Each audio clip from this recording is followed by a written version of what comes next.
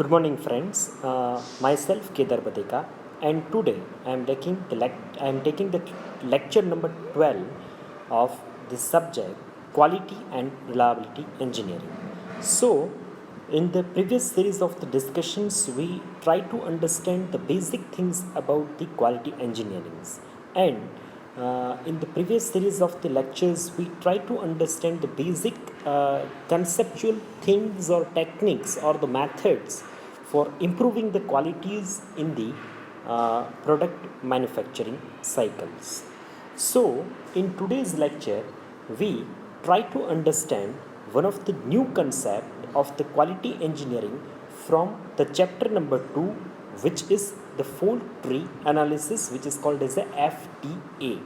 So this is the last topic of the chapter number 2, and in today's lecture we try to discuss about the fault tree analysis. Now let's start the discussions on the fault tree analysis. So, a fault tree analysis is a systematic method of the system analysis. Yani, this is the one of the systematic method of the system analysis. If you have a certain kind of the system, right, and if you analyze this system, this is the one of the method which is used for the systematical analysis, which is called as a fault tree analysis, which is examine a system from the top to the bottom. This system which is working on a working basis, which is it is analysis the whole system from the top to the bottom. It's provide a graphical symbols for as of the understanding. So for the easy understanding, we are using some kind of the graphical symbols for the interpretations of what we have to analysis from the system analysis, which is incorporates a mathematical tool to focus on the critical areas. So with additions to the graphical symbols, we are also using some kind of the or we are also incorporating some kind of the mathematical tools which is focused on the critical areas. So the fault tree analysis, which is one of the method of a systematic analysis, which is examined from the top to the bottoms and which is provides from the graphical symbols, which is the as of understanding, which is incorporates the mathematical tool which is focused on the critical areas. Now what is the history of the fault tree analysis? So let's start some of the discussions on the history of the fault tree analysis. So the fault tree analysis was first used by a Bell Telephone Laboratories. तो इसको सबसे पहले bell telephone laboratories द्वारा जो है इस concept को first of all जो है वो यूज़ किया गया था in the connections with the safety analysis of the Minuteman missile launch control system in the 1962. तो ये एक बेल टेलीफोन लेबोरेटरीज करके एक कंपनी है जिन्होंने इस फॉल्ट ट्री एनालिसिस का सबसे पहले इसका यूज़ किया था. कब किया था? तो कि 1962 के दौरान मिसाइल लॉन्चिंग कंट्रोल सिस्टम के अंदर इस फॉल्ट ट्री एनालिसिस का सबसे पहले इस बेल टेलीफोन लेबोरेटरीज द्वारा इसका यूज़ किया गया था. So the technique which is improve by the Boeing companies. इसके बाद जैसे ये तो फर्स्ट ऑफ ऑल आप समझ सकते हैं कि किसी भी कंपनी ने जिस सिस्टम को एस्टैब्लिश करके यूज़ करने की कोशिश की, धीरे धीरे उसके अंदर समय के साथ जो है वो परिवर्तन आता रहा है, कुछ अच्छी चीज़ें उसके साथ जुड़ती रहती है.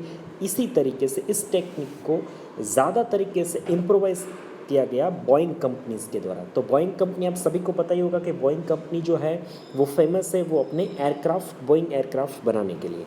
तो उन्होंने भी इस कंपनी को इस टेक्निक को यूज़ करने की कोशिश की और इम्प्रूव करके यूज़ करने की कोशिश की और बेहतर से बेहतर रिज़ल्ट कैसे हम इस तकनीक के द्वारा जो है वो पा सकते हैं उसको यहाँ पे दिखाया गया. So extensively which is used and extended during the reactor safety study. So it is extensively used and extended during the reactor safety study. तो ये एक्सटेंसिवली ये यूज़ होने लगा और ये भी बोल सकते हैं कि ये इसका आगे जाके उपयोग जो है एप्लीकेशंस जो है वो रिएक्टर सेफ्टी स्टडी के अंदर जो है वो एक ज़्यादा तौर पे जो है होने लगा था. The fault tree analysis, it is a systematic and a stylized deductive process. तो ये जो fault tree analysis है ये एक तरीके से systematic and the stylized deductive process इसको बोला जाता है. And undesirable event is defined. इस प्रोसेस के साथ हम लोग क्या करते हैं कि हम लोग जो भी एक अनडिज़ायरेबल इवेंट होती है उसको हम डिफ़ाइन करने की कोशिश इस प्रोसेस के अंदर हमेशा जो है वो करने की कोशिश करते हैं. The event is resolved into its immediate causes. यहाँ पे किसी भी तरीके की इवेंट जिसके अंदर हमें फॉल्ट फाइंड आउट करना है वो चीज़ को हम लोग रिजॉल्व करने की कोशिश करते हैं, जैसे उसके इमीडिएट कोजेस को फाइंड आउट करके इसको सॉल्व करने की कोशिश करते हैं. This resolutions of the events is continue until the basic causes are identified. This resolutions of the event is continues until the basic causes are identified. तो ये इसी तरीके से ये प्रोसेस जो रिजोल्यूशन प्रोसेस है किसी भी करेक्शन प्रोसेस है ये वहाँ तक चालू रहती है जब तक हम लोग कोई बेसिक उसके कोजेस जो है वो आइडेंटिफाई नहीं कर लेते. ए logical diagram is which is called as a fault tree. अब इसके मदद से जो हम एक लॉजिकल डायग्राम जो है वो बनाते हैं उसको फॉल्ट ट्री जो है वो बोला जाता है. Is constructed which is showing the logical event relationships. A logical diagram is called as a fault tree is constructed which is showing the logical event relationships. अब ये फॉल्ट ट्री हम एक लॉजिकल डायग्राम जो बनाते हैं वो किस तरीके से कंस्ट्रक्ट होता है, जैसे कंस्ट्रक्ट होता है उसी तरीके से ये हमें क्या दिखाता है. तो ये हमें एक लॉजिकल इवेंट के बीच जो रिलेशनशिप्स हैं एक इवेंट का दूसरे इवेंट के साथ एक लॉजिकल रिलेशनशिप है वो हम फॉल्ट ट्री एनालिसिस के मदद से जो है वो हम लोग यहाँ पे समझ सकते हैं. So why the fault tree analysis is to be carried out. तो आपके माइंड में ये क्वेश्चंस जो है वो ज़रूर जो है वो उठ सकता है कि इतने सारे क्वालिटी इम्प्रूवमेंट टेक्निक्स है, इतनी सारी क्वालिटी मेथड्स हैं, तो हम इसे ही क्यों यूज़ करते हैं. तो इसका why we are using the FTA is to be carried out or FTA which is to be carried out. तो इसका हम डिस्कशंस आगे करते हैं. So the FTA is a deductive analysis approach. तो आप समझिए कि FTA जो फॉल्ट ट्री एनालिसिस है वो कैसा अप्रोच है. तो कि एक डिडक्टिव एनालिसिस यानी किसी भी चीज़ को कम करते हुए उसका एनालिसिस करते जाना. मैं आपको बेसिक एग्जांपल के साथ अगर समझाने की कोशिश करूं तो आपके पास कोई एक फॉल्ट आ रहा है आपके पास आपके मशीन्स के अंदर, राइट. तो उसके बेसिकली 3 या 4 जो है वो रीज़न हो सकते हैं. प्रॉबेबली आपको ये नज़र आ सकता है कि ये 3 या 4 वजह से ये प्रॉब्लम होने के चांसेस है. तो ये FT एनालिसिस जो है वो किस तरीके से काम करता है. तो FT एनालिसिस जो है वो एक तरीके से डिडक्टिव थ्योरी जैसे डिडक्टिव अप्रोच दैट मीन्स कि एक जो है वो प्रॉबेबल रीज़न को वेरीफाई करके उसको कम करके इस डिडक्टिव अप्रोचेस के साथ जो है वो काम करने की कोशिश करता है for resolving an undesired event which into its causes. A fault tree analysis is a backward looking analysis, right. तो ये एक तरीके से एक बैकवर्ड लुकिंग एनालिसिस इस चीज़ को बोला जाता है. तो ये और एक इसके अंदर चीज़ एडिशंस में आ गई.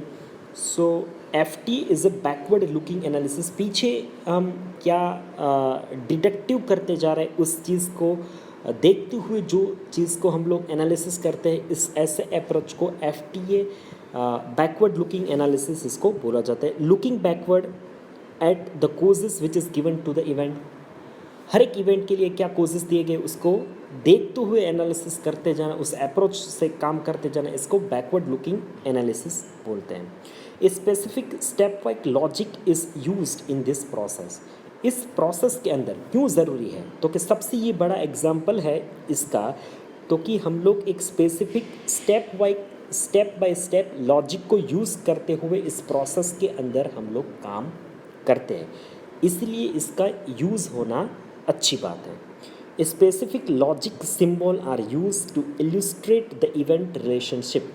अब इसको समझने के लिए हम लोग स्पेसिफिक सिंबल यूज़ कर रहे हैं ताकि हम हर एक इवेंट के बीच का जो रिलेशनशिप जो है वो अच्छी तरीके से एक इल्यूस्ट्रेशन से हम उसको समझ सकते हैं। A logic diagram is constructed which is showing the event relationships. ये लॉजिकल डायग्राम जो है वो हमें क्या कंस्ट्रक्ट करके बताता है, तो कि इवेंट के बीच क्या रिलेशनशिप है वो इसके अंदर से हमें जानने की कोशिश हम लोग करते हैं। So a deductive models is backwardly deduce the causes of an event. So आपके पास कोई इवेंट है, right, deduce backward, that means what, backward logic programs हम इवेंट के अंदर से एक उसका कोजेस जो है वो फाइंड आउट करने की कोशिश करते हैं। और ये कोजेस कहाँ से निकल के आता है, तो कि इवेंट को हम लोग एनालिसिस करके, एक सिस्टमेटिकल एनालिसिस करके उससे इस चीज़ को नरेट करने की कोशिश करते हैं, इसलिए इस अप्रोच को बैकवर्ड डिड्यूस्ड अप्रोच जो है वो बोला जाता है। Now what is the elements of the fault tree analysis, इसके क्या क्या एलिमेंट्स हो सकते हैं, तो let's start some discussions on the elements of the fault tree analysis. To exhaustively identify the causes of the failure, ये जो process है, मेथड्स है, जिसके अंदर एग्जॉस्टिवली हम लोग एक फोकसिंग तरीके से हम लोग जो फेलियर है उसको कोजेस, उसके जो फेलियर है उसके कोजेस को आइडेंटिफाई करने की हम कोशिश करते हैं। Second which is to identify the weakness of the system, हम इसके अंदर सिस्टम की जो वीकनेस है उसको आइडेंटिफाई करने की कोशिश करते हैं। To access a proposed design for its reliability और the systems, to identify the effect of the human errors, to prioritize the contributors to the failures, जो भी कंट्रीब्यूशंस कर ले फेलियर के लिए उसको हम लोग प्रायोरिटी वाइज ऑर्डर कर देंगे, और इसी ऑर्डर को हम लोग फॉलो करते हुए इस चीज़ को कैसे डिड्यूस किया जा सकता है उसको चीज़ को फाइंड आउट कर सकते हैं। Then to identify the effective upgrades of a systems, to quantify the failures probabilities and the contributors, to optimize the test and the maintenance, to optimize the test and maintenance, किस तरीके से हम test और किस तरीके से इसको minimise किया जा सकता है, ऑप्टिमाइज़ किया जा सकता है। तो यहाँ पे इस एलिमेंट के अंदर ऐसे एलिमेंट्स यूज़ करके FTA जो है वो यूज़ करके काम करता है। The role of FTA in the system analysis, किसी भी सिस्टम एनालिसिस के अंदर FTA जो है उसका क्या रोल हो सकता है। So the FTA is use to resolve the causes of the system failure. FTA कहाँ पे हमें काम करता है, तो कि FTA का काम क्या है, तो कि किसी भी कोजेस जो है उसको रिजॉल्व करना, फेलियर के जो कोजेस है उसको रिजॉल्व करने के अंदर ये FTA हमें मदद करता है। FTA is use to quantify the system failure probabilities, किस तरीके से सिस्टम का फेलियर हो रहा है उसको क्वान्टिफाई करने में जो है ये FTA बहुत ज़्यादा हेल्पफुल है। FTA is use to evaluate the potentials upgrade of the systems, FTA is use to evaluate a potential upgrade of the system, ये सिस्टम को अपग्रेड किस तरीके से पोटेंशियली सिस्टम को अपग्रेड किया जा सकता है उस चीज़ के लिए जो है FTA जो है वो ज़्यादा यूज़फुल है। FTA is use to optimize a resources in assuring a system safety। तो रिसोर्सेज को ऑप्टिमाइज़ करके किस तरीके से एक सिस्टम की सेफ्टी को एश्योर किया जा सकता है इस चीज़ के अंदर, ये ऑल्सो हेल्प करता है हमें। FTA is use to resolve the causes of an accident. क्या क्या कोजेज़ हो सकते हैं एक्सीडेंट्स के, उसको आइडेंटिफाई करके उसको रिजॉल्व करने में FTA जो है वो हमें बहुत ज़्यादा हेल्पफुल हो सकता है। FTA is used to model a system failure in a risk assessment. FTA is used to a model system failure, एक मॉडल बना के सिस्टम फेलियर का, जिसकी मदद से हम लोग एक तरीके से रिस्क का असेसमेंट कर सकते हैं। तो ये सारे जो है वो बेसिक तरीके से रोल होते हैं FTA के। Now the fault tree. अब फोल्ट ट्री कैसा होता है? तो फोल्ट ट्री एक्चुअली है क्या? तो FTA is produce a fault tree. FTA जो है वो एक फोल्ट ट्री प्रोड्यूस करता है, कंस्ट्रक्ट करता है।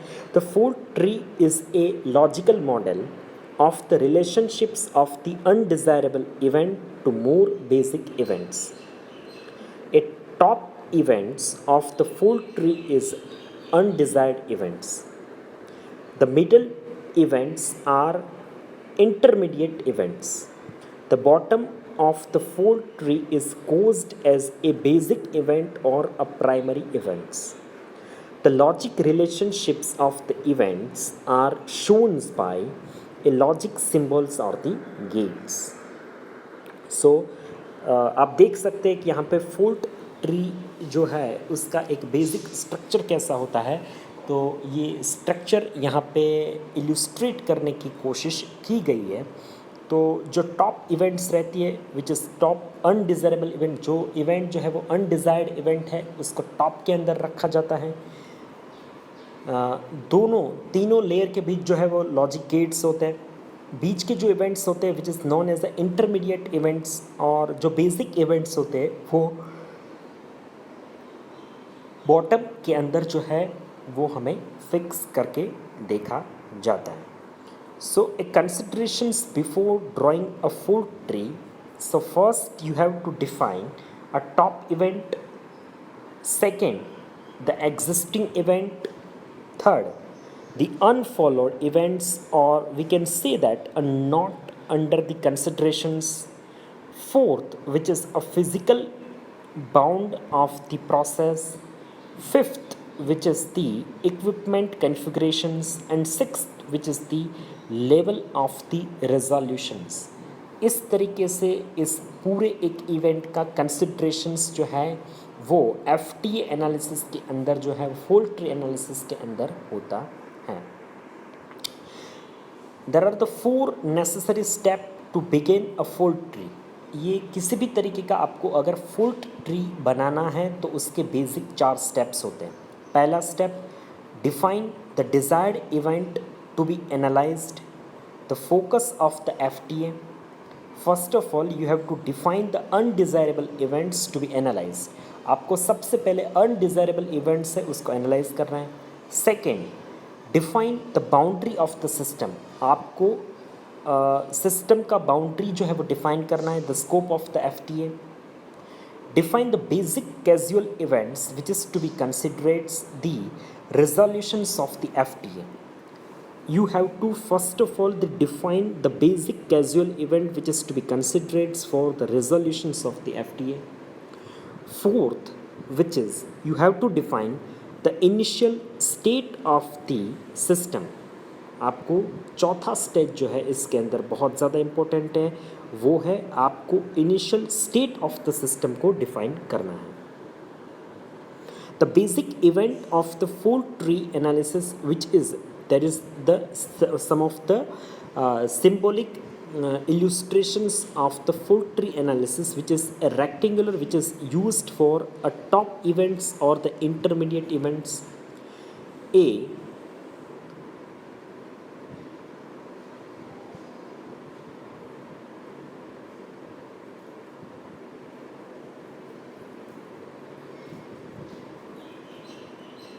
this second symbol which is used for the undeveloped events, and round symbol which is used for the basic events. So these are the basic symbols which is used in the fault tree analysis. So this is some of the basic structures of the fault tree analysis. So in rectangular we are identifying some of the top events, then in square that is a tire failures, and in round that is a road debris and the defective tires and the worn of the tires. So this is the a fault tree which is describing the various event which is contributing to reason behind the flatness of the rubber tire. Now, what are the benefit of the constructions of a fault tree analysis? The fault tree is explicitly shows all the different relationships that are necessary to result in the top events. In constructions of the fault tree, a through understanding is obtained of a logic or the basic causes which is leading to the top events. The fault tree is a tangible record of a systematic analysis of the logic and a basic cause which is leading a top events. A fault tree which is provide a framework for a through qualitatives and a quantitative evaluations of the top events. Now, what are the advantages of the fault tree analysis? So let's start some of the discussions on the advantages of the fault tree analysis. So a user is could select a top event which is to be specific for the failure which is to be of the interest. The minimal cut set is provide the enormous insight into a various failure mode for the top of the event which is to be occur. The minimal cut set with a product of a 4 or more independent failure will increase the reliability of the system, which is provide a qualitative and quantitative reliability analysis.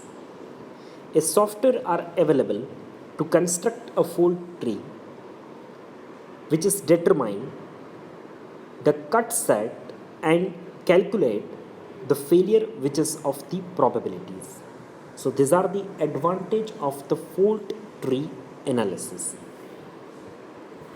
So basically इसके advantages की हम लोग बात करें तो ये top event जो एकदम स्पेसिफिक है उसको आइडेंटिफाई करने के अंदर minimum cut set which is provide to the answers for the independent events, for the qualitative and quantitative reliability analysis, and for इसकी मदद से हम लोग सॉफ्टवेयर की मदद से जो है वो एक कंस्ट्रक्ट ट्री कर सकते हैं फुल ट्री. तो ये जो है इसके बेसिक जो है वो एग्जांपल्स हैं. Now what are the disadvantages of the fault tree analysis? So let's discuss some of the basic disadvantages of the fault tree. So it can be enormous, a thousands gates and in intermediate events. ये एक बहुत lengthy constructions हो सकता है कि आपको बहुत ज़्यादा गेट लगा के इस इंडिपेंडेंट इवेंट को दिखाना पड़ सकता है. It is not necessarily all the failure mode are to be considered. इसके अंदर ये ज़रूरी नहीं है कि हर एक जो फेलियर मोड्स है उसको कंसिडरेशंस में लिया जाता है, which is need an experienced engineers. इसको इंटरप्रिटेशंस के लिए बहुत ज़्यादा एक्सपीरियंस इंजीनियर्स का यूज़ होना बहुत ज़्यादा ज़रूरी है. Here we have to assume the hardware not to failure the partially such probability of the valve leak is not considered.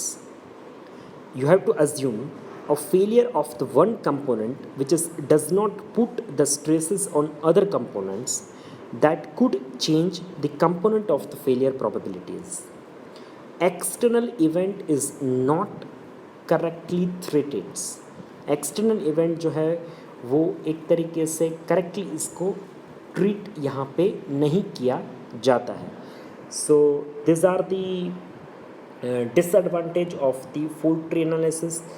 Let's discuss some of the applications of the fault tree analysis. So the basic application are used in the field of the safety engineering and reliability engineering to determine the probability of the safety accidents or particular system level of the failure. तो इसका बहुत बड़ा use जो है applications है वो safety engineering और reliability engineering के अंदर एक प्रोबेबिलिटी फाइंड आउट करने के लिए कि किस पोजीशंस के ऊपर एक्सीडेंट होने के और चांसेस ज़्यादा है, प्रोबेबिलिटी ज़्यादा है, या फिर सिस्टम के पर्टिकुलर सिस्टम के फेलियर होने की प्रोबेबिलिटी बहुत ज़्यादा है। तो यहाँ पे इस चीज़ के अंदर इसका एप्लीकेशंस हो सकता है। Then the application which is also in the field of the aerospace engineering. Aerospace engineering के अंदर भी इसका बहुत ज़्यादा एप्लीकेशंस हो सकता है। तो फॉल्ट ट्री एनालिसिस का ये जो एप्लीकेशंस हैं वो हमने डिस्कशंस करने की कोशिश की है। तो इसके साथ हमने आज के लेक्चर्स के अंदर फॉल्ट ट्री एनालिसिस के ऊपर हमने डिस्कशंस किया है, उसके बेसिक्स, उसके एडवांटेजेस, उसके डिसएडवांटेजेस, कैसे उसका ट्री कंस्ट्रक्ट होता है, कैसा इसका एप्लीकेशंस है। आज लेक्चर्स के अंदर हमने ये चीज़ डिस्कशंस करने की कोशिश की है। Still, if you have any kind of the queries, doubt in this lecture, you can ask me any kind of the questions into the comment sections. I will